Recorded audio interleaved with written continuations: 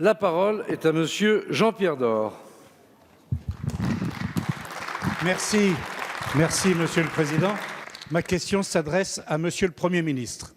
Monsieur le Premier ministre, les Français veulent savoir ce qui attend la sécurité sociale, ce bien qui leur appartient et qui creuse aujourd'hui un déficit abyssal, du jamais vu.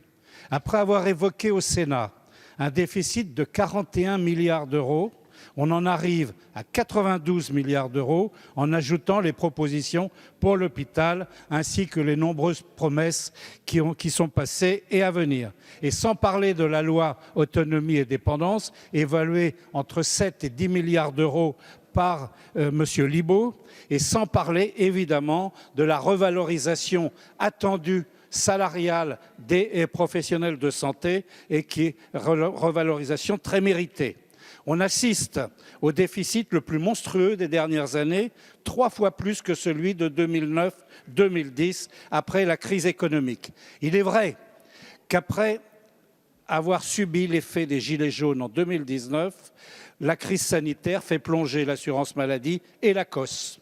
Vous faites voler en éclats la date de 2024 de fin de la CADES et de la loi organique de 2010.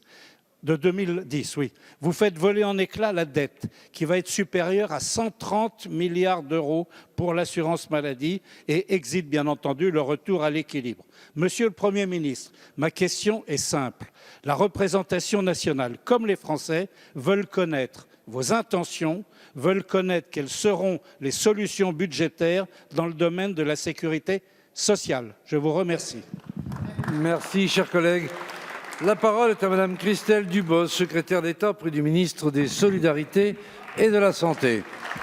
Merci, Monsieur le Président. Mesdames et Messieurs les députés, Monsieur le député, vous siégez dans cette Assemblée depuis quelque temps et vous en connaissez parfaitement les rouages. Et vous savez bien que la situation actuelle ne se doit aussi en lien avec ce qui s'est passé dans le passé, au-delà de la crise que nous vivons.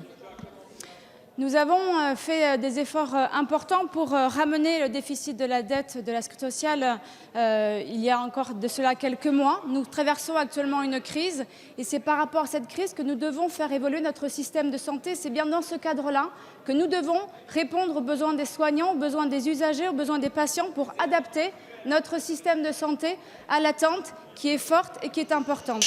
Il est important de rappeler que nous avons inversé la tendance dans le sens où nous avons réinvesti massivement dans l'hôpital parce que c'est en réinvestissant massivement dans l'hôpital que nous pourrons apporter une réponse dans l'hôpital, mais également ce lien avec la médecine de ville qui est nécessaire, répondre aux besoins des territoires, à partir des territoires et avec l'ensemble des collectivités territoriales. C'est tout ce qui a apporté la réforme de Ma Santé 2022. Nous devons aller plus loin et c'est parce que nous devons aller plus loin que nous devons aussi prendre en compte la question de la dépendance, que nous faisons ce choix de réinvestissement dans notre système de santé pour répondre à l'avenir et répondre à la santé future de nos citoyens. Je vous remercie. Merci, Madame la Ministre. Monsieur le député, vous avez la parole. Oui, merci, Monsieur le Président. Madame, vous ne répondez pas à ma question. Celle de la compensation de la dette sociale supérieure à 130 milliards d'euros.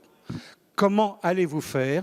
Donnez-nous les solutions au niveau de la CADES et au niveau de la loi organique de 2010.